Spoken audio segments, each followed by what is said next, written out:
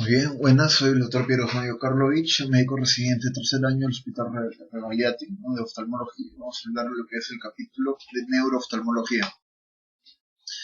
Para hablar de neurooftalmología, lo primero que tenemos que saber es el campo visual. El campo visual es la porción del espacio que el ojo es capaz de ver, ¿no? Tenemos un campo visual tanto derecho como un campo visual izquierdo, ¿no? Que se fusiona para formar una sola imagen, ¿no? Ese es un campo visual, porción del espacio que el ojo es capaz de ver. Y tenemos lo que es el escotoma. El escotoma es el déficit de alguna parte del campo visual. Como vemos en esta imagen de acá, tenemos un campo visual en el ojo izquierdo y un campo visual en el ojo derecho que se juntan y forman un campo visual binocular, ¿no? En estos tres diagramas que coloqué acá, tenemos que hay alteraciones del campo visual, como por ejemplo el defecto paracentral, que es característico de los pacientes con glaucoma, ¿no? Es el defecto del campo visual inicial en un paciente glaucomatoso, ¿no? Posteriormente tenemos acá un defecto que se llama escalón nasal. Vemos acá que el lado nasal superior ya se está afectando en un paciente glaucomatoso. Y posteriormente tenemos el defecto arqueado, ¿no? Que es un defecto que ya se ve en unos glaucomas moderados, ¿no? Inicia como paracentral, luego nasal y luego forma arqueada, ¿no? Para llegar al final al escotoma total, ¿no? En pacientes con glaucomas muy avanzados, ¿no? Entonces, en sí radica la importancia del campo visual en lo que es la neurooftalmología, ¿no? También en neurooftalmología tenemos que hablar lo que es la vía óptica, donde vemos en esta imagen de acá, ¿no? Tanto el nervio óptico del ojo derecho como el ojo izquierdo salen sus ramas y a nivel del quiasma óptico estas ramas se decusan, ¿no? Hay que recordar que en los efectos del campo visual, todo daño a nivel del quiasma va a dar un defecto bilateral en el campo visual, ¿no? Todo daño quiasmático da un daño bilateral. Todo lo que es antes del quiasma óptico es daño unilateral. Pero cuando llegas al quiasma óptico ya el daño es bilateral, ¿no? También hay que ver de que las lesiones a nivel quiasmática son heterónimas. ¿Esto qué me quiere decir? Que si dividimos el campo visual en un lado nasal y un lado temporal, en las lesiones quiasmáticas se va a afectar el lado nasal de un ojo y el lado temporal del otro ojo. Eso se llama heterónimos, ¿no? Y es homónima, una lesión homónima es cuando se afecta tanto el lado derecho o el lado izquierdo de un solo ojo, ¿no? El mismo lado, ¿no? La lesión retroquiasmática es homónima. Toda lesión quiasmática es heterónima. Entonces, por ejemplo, en una lesión, un tumor de quiasma óptico, un tumor en hipófisis, nos va a dar una hemianopsia heterónima bitemporal, ¿no? Se afecta el lado temporal de cada ojo, ¿no? Y toda lesión que es posquiasmática, se va a afectar el lado derecho de cada campo visual o el lado izquierdo del campo visual según la zona que está afectada.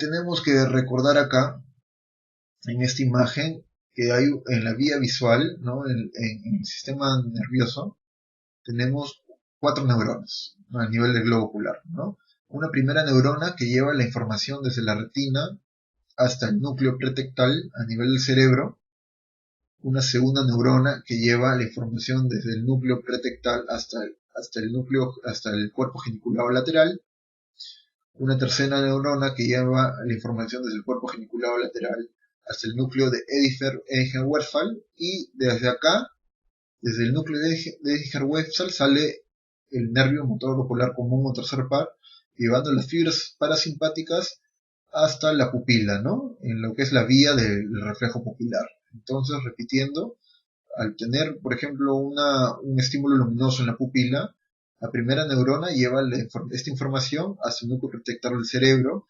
Del núcleo pretectal sale una segunda neurona hacia el cuerpo geniculado lateral. De este cuerpo geniculado lateral sale una tercera neurona hacia el núcleo de Edinger-Westphal. Y desde acá, a través del nervio motor ocular común, llegan las fibras parasimpáticas hacia la pupila para la reacción, para la respuesta, ¿no? Que ante un estímulo luminoso la pupila se cierra. Tenemos acá otra imagen de lo que es la vía anatómica de la inervación simpática, ¿no? Donde tenemos que la primera neurona está a nivel del hipotálamo posterior, ¿no? A través de sus fibras llegan hasta el centro cilioespinal de Buch, ¿no? De C8 a T2, ¿no? Hasta el ganglio estrellado y a través, ¿no? El ganglio estrellado, ganglio cervical superior y a través de la arteria carótida, ¿no? Llega hasta la pupila, ¿no? Esta es la vía simpática, ¿no? Entonces, como ven, hay una vía parasimpática y una vía simpática. En cuanto a los reflejos pupilares, tenemos distintos tipos de reflejos, ¿no? Tenemos un reflejo directo, que es ante un estímulo luminoso, ¿no? La pupila se construye, ¿no? Se construye, ¿no? Una constricción de la pupila estimulada en el mismo ojo. Pero también hay un reflejo consensual, que al poner un estímulo luminoso, por ejemplo, a un ojo, el otro ojo va a reaccionar como si le hubieras colocado el estímulo luminoso también, ¿no? Entonces hay un reflejo luminoso directo en el mismo ojo y un reflejo consensual, un reflejo de respuesta del otro ojo, ¿no? Del ojo contralateral. Eso se llama reflejo directo, reflejo pupilar directo y reflejo pupilar consensual. También hay un reflejo acomodativo, ¿no? Que una determinada persona, al hacer la acomodación, ¿no? Como expliqué en las clases anteriores, que es la acomodación es cuando la curvatura del cristalino aumenta, se hace más curva para poder tener un mejor enfoque de los objetos, ¿no? Entonces, a un paciente, una persona, al acomodar, lo que hace es converger y hacer que las pupilas entren en un estado de miosis para poder enfocar mejor los rayos luminosos, ¿no? Eso se llama reflejo acomodativo, ¿no? Ante toda acomodación hay una miosis. Dentro de los defectos pupilares tenemos que recordar el defecto pupilar aferente de Marcus-Gang, ¿no? O el famoso DEPAR, el efecto pupilar aferente relativo. ¿Qué me dice esto? Que ante un ojo con un determinado daño, sea a nivel de la retina o del nervio óptico, al ponerle un estímulo luminoso, no va a reaccionar con miosis como un ojo sano. Lo que va a hacer es que este ojo va a continuar del mismo tamaño de la pupila, no va a haber ningún tipo de respuesta, ¿no? Y al igual, la pupila contralateral tampoco va a presentar ningún tipo de constricción. Entonces, al haber un daño en un determinado ojo, sea en retina, nervio óptico, no va a haber reflejo fotomotor y no va a haber reflejo consensual, ¿no? Eso es muy importante. Tenemos también tenemos acá lo que es la famosa pupila tónica de Addy. La famosa pupila tónica de Addy ocurre cuando hay una denervación parasimpática. Por ejemplo, un traumatismo, ¿no? A nivel orbitario cerebral, ¿no? Que causa un daño a nivel del ganglio, el núcleo de Edinger-Westphal, por ejemplo, que es el núcleo parasimpático, ¿no? Al haber una denervación simpática, va a haber una midriasis del lado afecto, ¿no? Y no va a haber reflejo fotomotor y tampoco va a haber un gran respuesta al reflejo acomodativo. Por lo tanto, va a haber una anisocoria, ¿no? Una pupila midriática y una pupila de tamaño normal o miótico, ¿no? ¿Por qué? Porque hay una denervación simpática. Pupila tónica de Addy, ¿no? No hay reflejo fotomotor y hay poco reflejo acomodativo, por eso es que se le dice tónica, ¿no? Porque hay una respuesta acomoditiva muy lenta, ¿no? Por eso es tónica, pupila tónica de Addy. Acá para hablar un poco lo que es la pupila de Argyll-Robinson, que es poco frecuente y ¿no? Se ve en sífilis terciarias, pero en la actualidad prácticamente no se ve sífilis terciaria, ¿no? Pero teóricamente la pupila de Argyll-Robinson son pupilas irregulares, mióticas, pero asimétricas, ¿no? Una pupila un poquito más grande que la otra, pero en general mióticas y asimétricas, ¿no? Donde la función visual, ¿no? Está intacta, ¿no? Hay una reacción fotomotora disminuida y una reacción normal a la convergencia, ¿no? A diferencia de la pupila tónica de Addy, donde la respuesta a la convergencia era una forma tónica, una forma lenta, ¿no? Acá hay una reacción normal a la convergencia, pero el reflejo fotomotor sí está disminuido, ¿no? Como pueden ver, tanto en el DEPAR, que es el efecto pupilar aferente relativo, tanto en la pupila tónica de Addy, tanto en la pupila de Argyll-Robinson, el reflejo fotomotor va a estar disminuido, ¿no? En la pupila tónica de Addy, el reflejo la convergencia es un reflejo lento, y en la pupila de Argyll-Robertson sí va a ser normal la reacción, ¿no? La convergencia. Y en la pupila de Argyll-Robertson, aparte de las pupilas mióticas irregulares, va a haber una atrofia de iris, ¿no? Que puede ser un poco más un ojo en relación al otro. Para hablar un poco de lo que es nervio óptico, ¿no? El nervio óptico está formado por 1.2 millones de fibras nerviosas, ¿no? Formada por los axones de las células ganglionares, ¿no? De la capa de células ganglionares de la retina, ¿no? Que se van a encargar de llevar la información desde la retina hasta el cerebro, ¿no?